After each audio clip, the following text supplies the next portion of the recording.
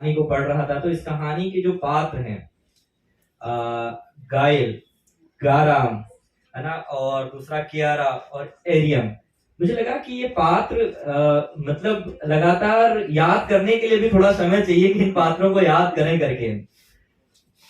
वो कोरिया का पात्र है, मुझे लगा कि गाइल उसका नाम हो सकता है। लेकिन जब मैं दूसरे एक पात्र का नाम देखता हूँ कि गाराम, तो मुझे लगता है कि इसका कोई विशेष संदर्भ होगा जरूर। और मैं बाद में सुनीता से इस पर बात करते हुए पूछूंगा कि इसका क्या विशेष संदर्भ रहा करके। लेकिन मैं सर आपसे ये जानना चाह रहा था इस पूरी कहानी के जरिए, अभी मैं थोड़ा सा इस कहानी पर और बात करना चाहता हूँ कि इस कहानी में जो इतिहास के कुछ संदर्भ आए हैं, लगातार कुछ हम इतिहास के संदर्भ को देखते हैं, लेकिन यह ऐतिहासिक कोई कहानी नहीं है। या इस कहानी के जो पात्र आए हैं, तो कई बार ये पात्र जब स्वयं अपने से कुछ कह रहे होते हैं, जैसे गाइल लगातार बेहोश हो जाता है अपनी प्रेमिका से बात करते हुए जब वो शादी की बात नहीं कहती है और स्टारबक्स में है। और ये अच्छी बात है कि हमारी कहानी अब जो है सीपी के कॉफी हाउस से स्टारबक्स तक पहुंच गई है, तो वो ज्यादा महत्वपूर्ण बात है। तो मुझे लगता है कि जब स्टारबक्स में बेहोश हो जाता है और जो दो उनको सुनीता बराबर कहती है कि अधेड़ महिलाएं, और बराबर इस पर जोर देती हैं ब्रैकेट में रखते हुए कि वो स्त्रियां कई बार उनको जो है लड़कियां भी नहीं कहती हैं, युवती कम महिलाएं जो हैं, तो वो जब बराबर उस पर जो है चर्चा करती रहती हैं और अंत में आप जो है ये कियारा उसको हॉस्पिटल लेके जाती है, तो उसके जरिए पूरी जो एक कहानी बुनी जाती है। तो ये पात्रों की जो आवाजाही है, ये कहानी को कितनी मजबूती देती है और कितना विस्तार कर पाती है सर। क्योंकि कई बार मैं थोड़ा सा इसको पढ़ते हुए बीच बीच में जो है अटक जाता हूँ और कई बार मुझे इसका अभ्यास फिर से वापस लौट के आना पड़ता है इस पर। तो ये इस पर थोड़ा सा आप जो है विस्तार से बताएं। जो सवाल आपने किया वो कथ्य से अधिक रूप का मामला है उसकी कहानी का। जो देखिए क्या है, जैसा हम लोग सब लोग चर्चा कर रहे हैं इस पर कि चूंकि ये कहानी का जो एक बना बनाया ढांचा है, ये उसकी कहानियां नहीं, और जब ढांचा बना बनाया नहीं है तो जाहिर है कि लेखिका अपने ढंग से उसमें तोड़ फोड़ कर रही हैं, किया भी है उन्होंने, और तो उसमें चलता रहता है। देखिए ये कहानी ठीक है कि मूल रूप से इसमें दो लोगों की बातचीत है, लेकिन इसमें बहुत सारे जो दूसरे पात्र हैं वो अधिक महत्वपूर्ण है। जो मैं आरंभ में भी कह रहा था, डिटेल्स में ये कहानी अधिक है, यानी कि इन पात्रों को भी डिकोड करने के लिए आपको उन लोगों तक जाने की जरूरत है। बिना उनके आप इन पात्रों को डिकोड नहीं कर सकते। बिना उन पात्रों के आप गाइल को या उसकी जो मित्र है आप उसको समझ नहीं सकते।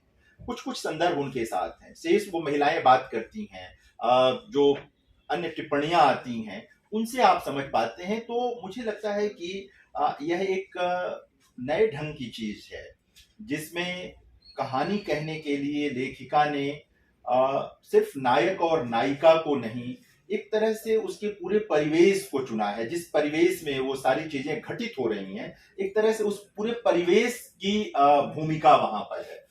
वह भी एक किरदार की तरह है इन महिलाओं के अलावा भी। तो ये कहानी बल्कि कह सकते हैं कि आगे बढ़ाने वाली इस कहानी में तुम्हारे इलाके का भी जिक्र है, कुमाऊं का भी जिक्र है, पिथौरागढ़ का भी जिक्र है। मैं रहा हूँ पिथौरागढ़, तो उसका भी जिक्र है। तो एक अच्छी चीज है। यही मैं कह रहा हूँ कि एक आपको एक तरफ लगता है कि कोरिया का कोई पात्र है, भारत के लोग हैं, छत्तीसगढ़ आ जाता है, अल्मोड़ा आ जाता है, पिथौरागढ़ आ जाता है। ये तमाम चीजें जो हैं पाठक को हवाई होने से बचाती हैं।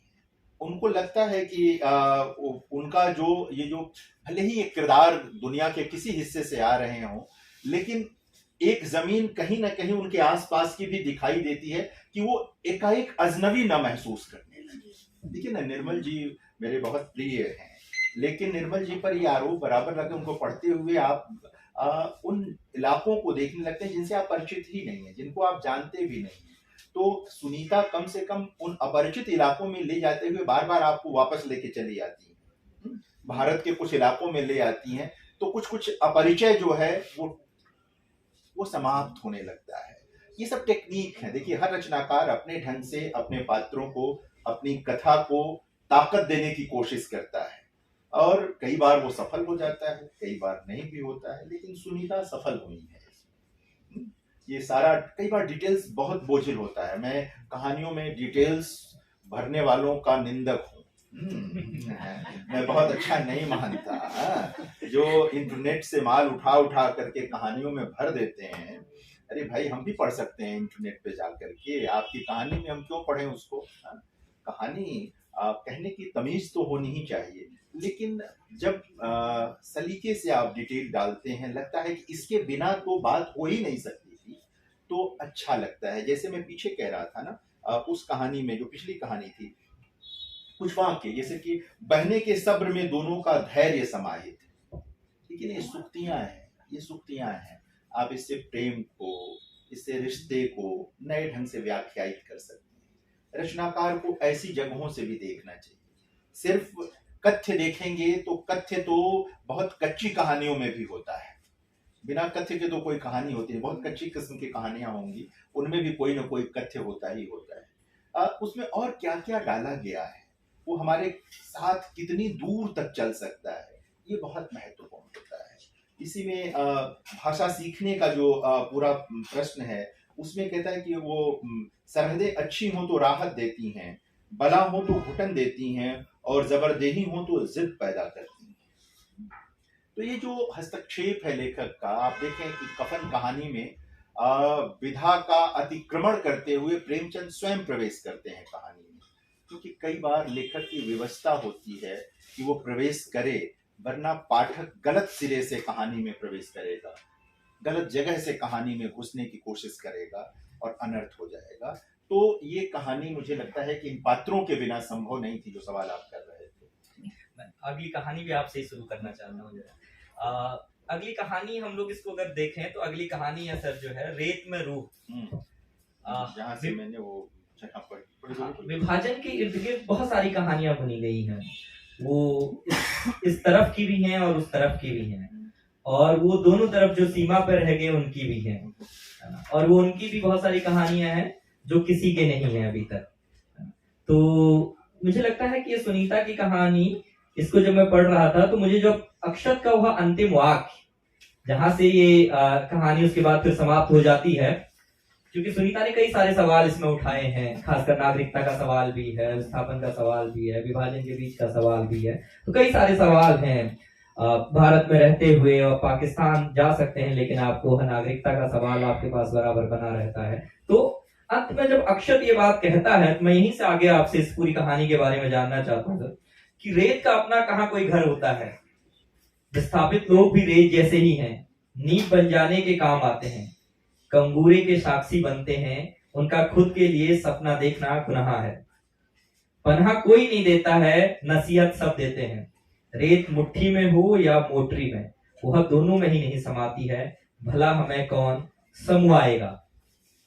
तो दरअसल जो यह दर्द है, और अक्षत में जो हमको यह दर्द नजर आता है, हिंदी कहानी में विस्थापन का यह दर्द कई और जगह भी, खासकर कथा साहित्य में हम इस दर्द को अलग अलग रूपों में देख सकते हैं, लेकिन सुनीता की इस कहानी में आप इसको किस रूप में अलग नजर आपको आता है और किस रूप में आप इसको बुरा देखते हैं?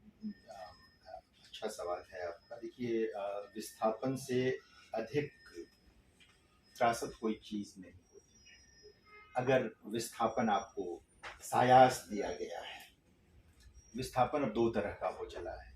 एक विस्थापन वह है जो हम अपनी स्वेच्छा से चुनते हैं, जैसे मैं भी विस्थापित हूँ अपनी जगह से, लेकिन ये मेरी स्वेच्छा का विस्थापन है। मैंने अच्छी रोजी रोटी के लिए गोरखपुर छोड़ करके दिल्ली का वर्ण किया है, दिल्ली में रहता हूँ। ये अगर मैं इस पर मातम करूं कि मैं अपनी जमीन पर नहीं हूं, तो ये गलत है। हमारे बहुत सारे जो दुखी हो जाते हैं हमारे प्रवासी मित्र, जो नए प्रवासी हैं, दो तरह के प्रवासी भी हैं। जो मॉरिशस फिजी ले जाए गए, उनका दुख अलग था, उनके पास कोई विकल्प नहीं था, लौटने नहीं दिया गया उनको वहाँ। जिस प्रलोभन के साथ ले जाया गया कि वहाँ सोना मिलेगा, पैसा मिलेगा, लौट नहीं पाए। एक आज के लोग विस्थापित हैं जो अपनी स्वेच्छा से इंग्लैंड और अमेरिका में अच्छी नौकरियों में जाते हैं और बस जाते हैं। समझ रहे हैं ना? जाहिर है कि इनका जो विस्थापन है वो इनका अपना चुना हुआ विस्थापन है, वो किसी ने उनको दिया नहीं है। हम लोगों को बराबर विस्थापन पर बात करते हुए इस बात को देखना चाहिए। जो नए विस्थापित लोग हैं, मैं सुनीता की कहानी पर आऊंगा 2 मिनट, उनकी कहानियों को मैं अलग ढंग से देखता हूं। उनमें से जो लोग हाय भारत की कहानियां लिखते हैं, मैं उन्हें बिल्कुल नहीं किसी लायक नहीं। अगर इंग्लैंड अमेरिका में रहते हुए वहां की कहानियां लिखते हैं वो मेरे ज्यादा काम की चीज होती है कि हमारी भाषा का परिसर बढ़ा देते हैं। वो हमारी भाषा में ऐसा यथार्थ लेकर आते हैं जो भारत में रहने वाला लेखक नहीं जानता है, उसको लेकर आते हैं। इस कहानी में विस्थापन को लेकर के चर्चा है।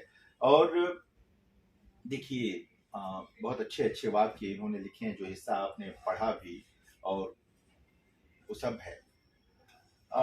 विस्थापन को सुनीता ने महसूस किया है इस कहानी में। शीर्षक ही जो कहानी का दिया है इन्होंने, बड़ा काव्यात्मक है। पूरी किताब बड़ी काव्यात्मक है। हाँ, ये जितनी सूक्तियां हैं, सब कुछ है, वो कविता है। विस्थापन को हम नए दौर में कैसे महसूस करें? देखिए, आज पाकिस्तान वाले विभाजन के विस्थापन को महसूस करने वाली पीढ़ी लगभग चली गई है। कुछ लोग बचे हुए हैं। जो नई पीढ़ी दिल्ली में बड़ी हो गई, या जिन हिस्सों में लोग चले गए, अब वो लोग यहीं के हैं। ठीक है ना। जैसे मैं मॉरिशस गया था, तो मॉरिशस की नई जनरेशन से जब मैंने बात की, तो वो नहीं कहना चाहते कि वो इंडियंस हैं। वो कहते हैं कि वो मॉरिशस के हैं। वो अपनी आइडेंटिटी, उनके पूर्वज कभी आए थे, वो इसे सम्मान की निगाह से नहीं देखते। बताना कि हम लोग यहाँ कितनी भावुकता की बातें करें, लेकिन वो लोग इसको सम्मान की निगाह से नहीं देखते। वो अपनी आइडेंटिटी, अपनी राष्ट्रीयता जो है, वो बताना चाहते हैं। तो अगर विभाजन से जो विस्थापन आया, वो विस्थापन उसका दर्द जिन लोगों के साथ था बीत गया। उनकी बाद की पीढ़ियां अब जम गई हैं यहाँ पर भारत में। अब वो राजनीतिक मसले हो सकते हैं और नहीं, लेकिन अभी विस्थापन जो दूसरे ढंग के हो रहे हैं, जैसे पहाड़ों में हुआ, जैसे तमाम जगह नदियों के कारण हो जाता है, नए पुल के कारण, नए बांधों के कारण हो जाता है, सब कुछ है। तो ये कहानी कम से कम विस्थापन को नए ढंग से अपनी कहानी जो कथ्य है उससे बाहर भी विस्थापन के जो बहुत सारे मुद्दे हमारे देखिए, एक कहानी सिर्फ अपने कथ्य की बात करती है तो छोटी कहानी होती है। अगर वो अपने कथ्य से बाहर बहुत सारे हिस्से को कवर करना चाहती है, या पकड़ने की कोशिश करती है, या उसके संदर्भ संकेत देती है, तो वो बड़ी कहानी होती है। कम से कम सुनीता की इस कहानी के माध्यम से जो नए ढंग का विस्थापन है, जो अधिक त्रासद है, उस पर हम बात कर सकते हैं, उसको समझ सकते हैं। सही सही कहा सर आपने, जो है